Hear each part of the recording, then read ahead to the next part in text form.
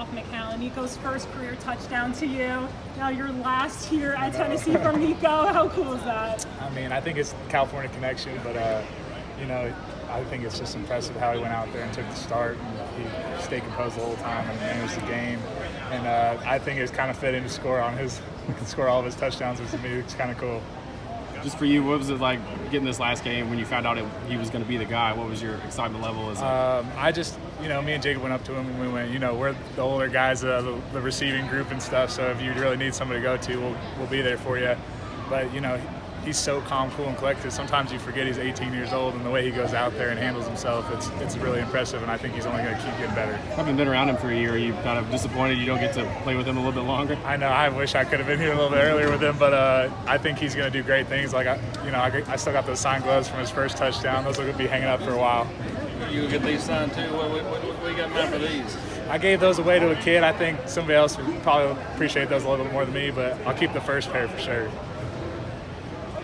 I know you and Jacob have both talked about how close you've been. What was it like just for you? I know we've been talking about leading up to it, but now playing your final game with him. I mean, we were trying to keep pushing it off all week, talking about it after practice and stuff. And then yesterday, they're like, what do you guys have to say to the group? And I think he started talking and he was tearing up a little bit. And then it came to me and I was like, yeah, whatever he said, I couldn't. If I spoke, I was going to cry. And then after the game, we talked about how it's an amazing group of guys in that room, and just the way that we all love each other and that we're going to have lifelong bonds with each other.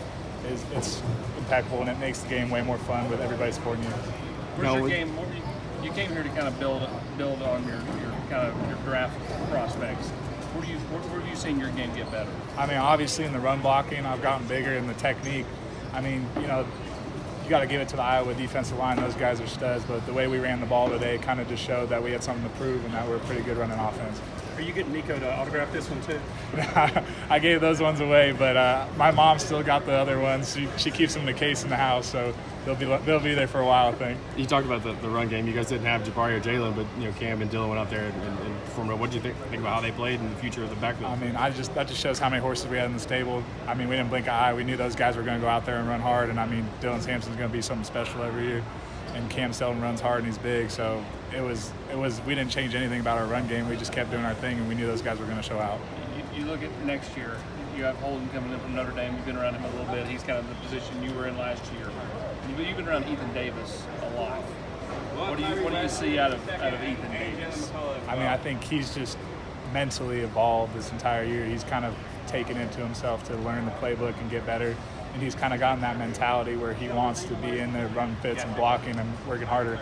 And then for Holden, I think he kind of asked me, he was like, so when did it actually click for you? And I was like, oh man, like towards the end of spring ball, like you're going to have to go through that frustrating phase where it's hard because it's tempo offense. And no matter how much you need on it, it's not until you do it in person, live, and like a scrimmage that you really get it. Why do you think you and Nico have such a connection? You both of his touchdown passes have gone to you. I don't know. He does we're in the same locker at home locker room, so. But he always likes to call me old and stuff, so he gets a good laugh out of that. But we're Cali boys. I think it's just natural connection, and the way he plays is similar to the way I like to play with quarterback, so it works out for me.